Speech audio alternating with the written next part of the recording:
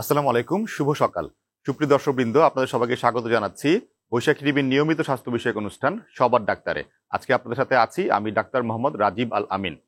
আপনারা জানেন প্রতিদিনই আমরা বৈশাখী টিভির এই অনুষ্ঠানে একটি করে স্বাস্থ্য বিষয় সমস্যা নিয়ে আলোচনা করি, যাতে গণমানুষ সচেতন হতে পারে স্বাস্থ্য বিষয়ে। এছাড়াও সামাজিক বিভিন্ন কুপ্রথা আছে সেগুলোকে আমরা প্রতিহত করতে পারি। আমাদের সবার ডাক্তার অনুষ্ঠানটি আজকে পরিবেশিত হচ্ছে মেডিকমের সৌজন্যে। তো আমাদের সাথে আজকে সেটে উপস্থিত আছেন দেশের স্বনামধন্য ইন্টার্নাল মেডিসিন বিশেষজ্ঞ ডাক্তার অসীম চক্রবর্তী। আমি ডাক্তার অসীম চক্রবর্তীকে বৈশাখী টিভির সেটে আমন্ত্রণ জানাচ্ছি, শুভেচ্ছা জানাচ্ছি। ধন্যবাদ ডাক্তার রাজীব। সম্মানিত দর্শকবৃন্দ, আজকে আমাদের আলোচনার বিষয়টি খুব সাধারণ সমস্যা, কিন্তু অনেক সময় সাধারণ সমস্যাটি জটিল আকার ধারণ করতে পারে। আমাদের আজকের আলোচনার বিষয় হচ্ছে মাথা ব্যথা, কারণ ও চিকিৎসা। আমি আমার কথা না বাড়িয়ে সরাসরি চলে যাচ্ছি ডাক্তার অসীম চক্রবর্তীর কাছে। প্রথমেই জানতে চাইব, ডক্টর অসীম চক্রবর্তী, মাথা ব্যথা কি আসলে রোগ নাকি কোনো রোগের লক্ষণ? আচ্ছা, ধন্যবাদ আপনাকে। আসলে মাথা ব্যথা ব্যাপারটা তো শুনলে আমাদের মনে হয় যে খুব সাধারণ একটা জিনিস, প্রতিদিনের জীবনে আমরা সাধারণত এটা ফেস করি, এবং আমরা আসলে কোনো মানুষ একবারও জীবনে ফেস করে না এরকম ঘটনা নেই। এটার একটি যে পরিসংখ্যানও রয়েছে, সেটি হলো যে শতকরা 90% মানুষ, মানে 100 জনের 90 জন মানুষ তার জীবনে কখনো না কখনো একবার না একবার অবশ্যই মাথা ব্যথার ব্যাপারটা ফেস করেছে বা মাথা ব্যথার সমস্যায় ভুগেছে, সেটা যে কারণেই হোক।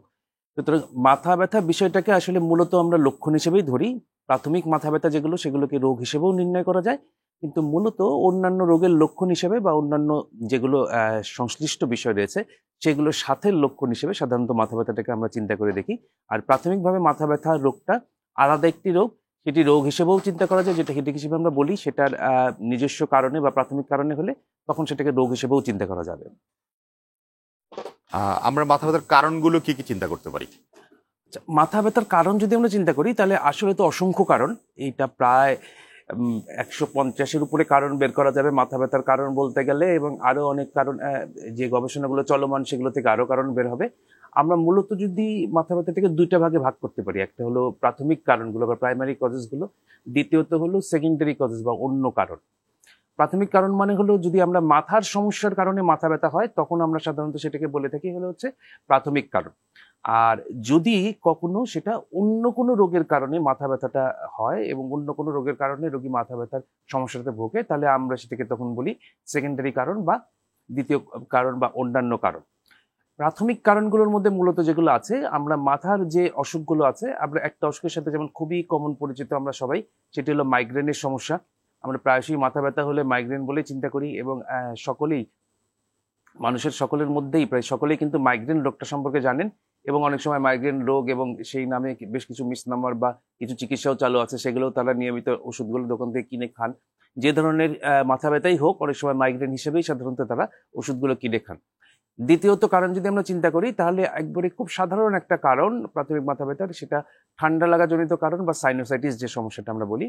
সাইনোসাইটিস কিন্তু একটি অন্যতম প্রধান কারণ, যদিও এটি মনে হয় যে খুবই ছোট রোগ, ঠান্ডা লাগার জন্য হয়েছে, কিন্তু আসলে এটি কিন্তু অনেক বড় একটি অসুখ, এবং এটি আসলে সাধারণত যারা ফেস করেছে, যাদের হয় এই সাইনোসাইটিসের সমস্যা, তারাই আসলে বুঝতে পারেন যে এখানে আসলে তীব্র মাথা ব্যথা হয়। এখানে নাকের ঠিক উপরের অংশটা থেকে শুরু করে মাথার যে সামনের অংশগুলো আছে সেগুলো থেকে শুরু করে এবং মাথার নিচের দিকের অংশগুলোতে, এগুলোতে একটা তীব্র ব্যথা হয়, এবং তার সাথে অনেক সময় ঠান্ডার যে অন্যান্য লক্ষণ, সর্দি, কাশি, হাঁচি, এই লক্ষণগুলো সংশ্লিষ্ট থাকে। মাইগ্রেন এবং এটি ছাড়াও আসলে অন্যতম প্রধান একটি প্রাথমিক মাথা ব্যথার কারণ যদি আমরা বলি, যেটাতে বিশ্বের যত মাথা ব্যথার কারণ আছে তার 4 ভাগের 1 ভাগ রোগী যে কারণটার জন্য ভোগেন, সেটি হলো হচ্ছে অ্যাংজাইটি বা দুশ্চিন্তা। অ্যাংজাইটি বা দুশ্চিন্তা হলো মাথা ব্যথার অন্যতম প্রধান একটি প্রাথমিক কারণ, এবং বেশিরভাগ ক্ষেত্রেই দেখা যায় যে রোগীদের ক্ষেত্রে যখন প্রাথমিক মাথা ব্যথা আমরা চিন্তা করি, সেকেন্ডারি যখন অন্য কোনো কজ থাকে না, শুধু প্রাথমিক মাথা ব্যথা চিন্তা করি, তখন দেখা যায় যে আসলেই আমরা সচরাচর অন্য কোনো সেটার স্ট্রাকচার বা সেটার গঠনগত কোনো দোষ আমরা খুঁজে পাচ্ছি না, এবং বেশিরভাগ ক্ষেত্রেই যদি তাদের পর্যাপ্ত পরিমাণে তাদের রোগীর ইতিহাস নেওয়া যায় এবং রোগীর সাথে কথা বলা যায়, তাহলে দেখা যায় যে আসলেই কোনো ধরনের অ্যাংজাইটি বা কোনো ধরনের স্ট্রেস, এই জিনিসগুলোই কিন্তু আসলে মাথা ব্যথার অন্যতম প্রধান কারণ।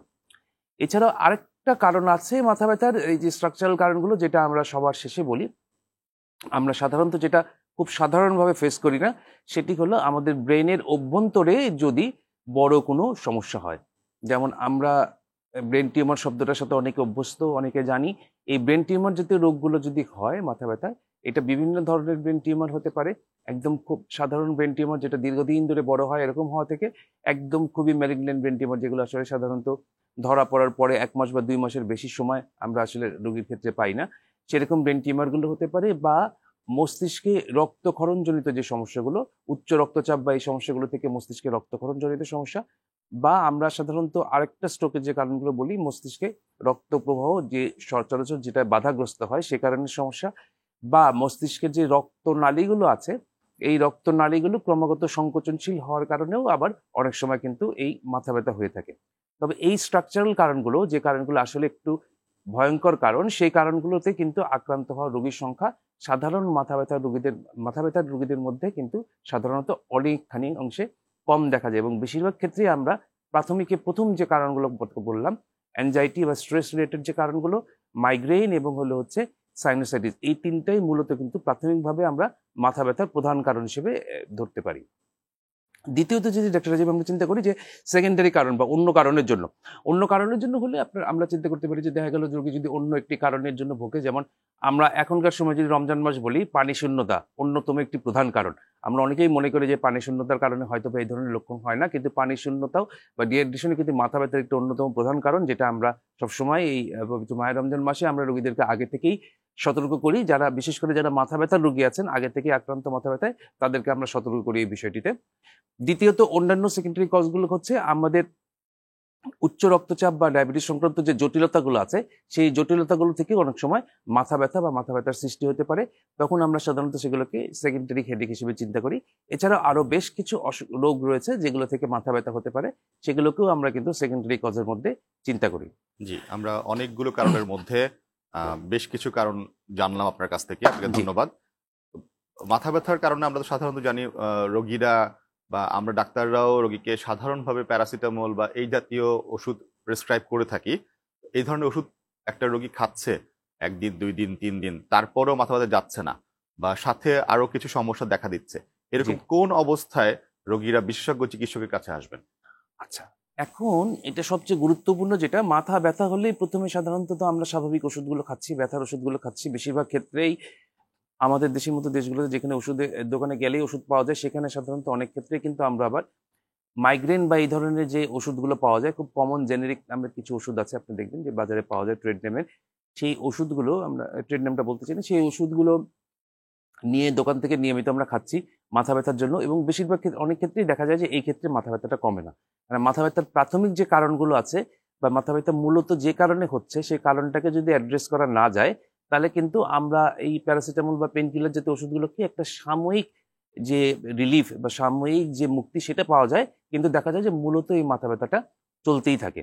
আমরা বলি যে সাধারণত সপ্তাহে 2বারের বেশি যদি এই মাথা ব্যথার আক্রমণটা হয় এবং পরবর্তী 2টি সপ্তাহ পর পর যদি আক্রমণটা চলে, এবং সবচেয়ে গুরুত্বপূর্ণ হলো এই মাথা ব্যথার সাথে যদি অন্যান্য কোনো স্নায়বিক লক্ষণগুলো থাকে, যেমন মাথা ব্যথার সাথে যদি কোনো রোগীর বমি থাকে, কোনো রোগীর মাথা ঘোরার সমস্যা থাকে এবং প্রেশার অনেক বেশি থাকে, প্রাথমিকভাবে মেপে যদি প্রেশার অনেক বেশি পাওয়া যায়, রোগীর যদি অনেক সময় দৃষ্টিশক্তি ঝাপসা হয়ে যায় বা দৃষ্টিশক্তির সমস্যা থাকে, সেই ক্ষেত্রে, কেননা চোখের সমস্যাগুলো বা আমাদের যে চোখের পাওয়ার আমরা বলি বা চোখের চশমা বলি, সেই অ্যাডজাস্টেবল কারণের জন্য কিন্তু মাথা ব্যথা একটা অন্যতম প্রধান কারণ।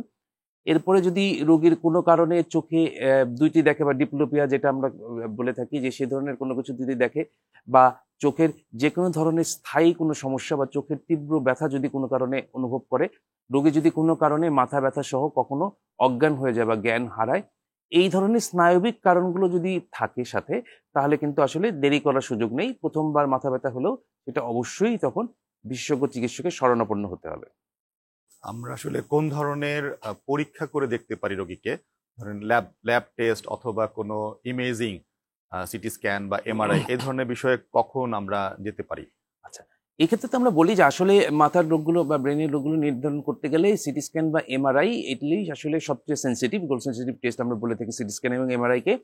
যদিও আমাদের মধ্যে দেখি আসলে সব জায়গায় এখনো অনেক জায়গায় অ্যাভেলেবিলিটি রয়েছে সিটি স্ক্যান বা এমআরআই এগুলোর, কিন্তু এখনো পর্যন্ত কিন্তু প্রান্তিক স্তরে বা খরচের কারণে চাইলেই কিন্তু সবসময় শুরুতেই সিটি স্ক্যান বা এমআরআই করা সম্ভব না।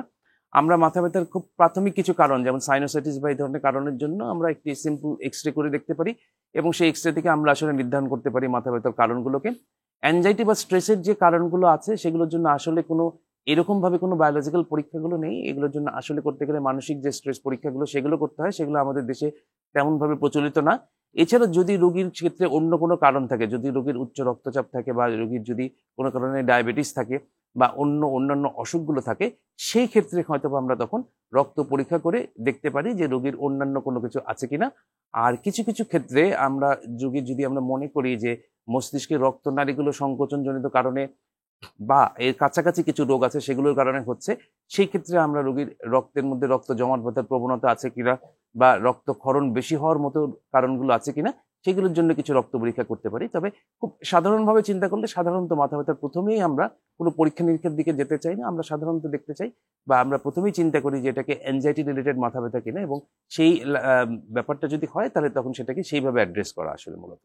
আচ্ছা, অ্যাংজাইটি বা সাইনোসাইটিস এগুলো বা মাইগ্রেন বলছেন, এগুলো সাধারণ মাথা ব্যথার কারণ হতে পারে এবং সেগুলোর জন্য আমরা তখন চিকিৎসা দিয়ে দিই। জি। আচ্ছা, সম্মানিত ডক্টর অসীম চক্রবর্তী, আপনাকে অসংখ্য ধন্যবাদ। আপনি আপনার ব্যস্ততম সময় থেকে আমাদেরকে সময় দেওয়ার জন্য। সুপ্রিয় দর্শকবৃন্দ, মাথা ব্যথা একটা অনেক বড় বিষয়। আমরা আজকে শুধু কারণ নিয়ে আলোচনা করলাম। আমরা চেষ্টা করব পরবর্তী কোনো অনুষ্ঠানে ডক্টর অসীম চক্রবর্তীকে এনে আমরা আবার এটার চিকিৎসা নিয়ে আলোচনা করার জন্য। তো আমাদের পরবর্তী অনুষ্ঠান প্রচারিত হবে আগামীকাল সকাল 9টায়। আপনাদেরকে পরবর্তী অনুষ্ঠান দেখার জন্য আমন্ত্রণ জানিয়ে আজকে বিদায় নিচ্ছি। আপনারা সবাই সুস্থ ও নিরাপদ থাকুন এবং যে কোনো স্বাস্থ্য বিষয়ক সমস্যায় শুধুমাত্র বাংলাদেশ মেডিকেল এবং ডেন্টাল কাউন্সিল কর্তৃক পূর্ণ নিবন্ধনপ্রাপ্ত এমবিবিএস চিকিৎসকের শরণাপন্ন হন এবং প্রয়োজনে এমবিবিএস চিকিৎসকের পরামর্শ নিয়ে বিশেষজ্ঞ চিকিৎসকের শরণাপন্ন হতে পারবেন। আপনাদের সবাইকে ধন্যবাদ। আসসালামু আলাইকুম।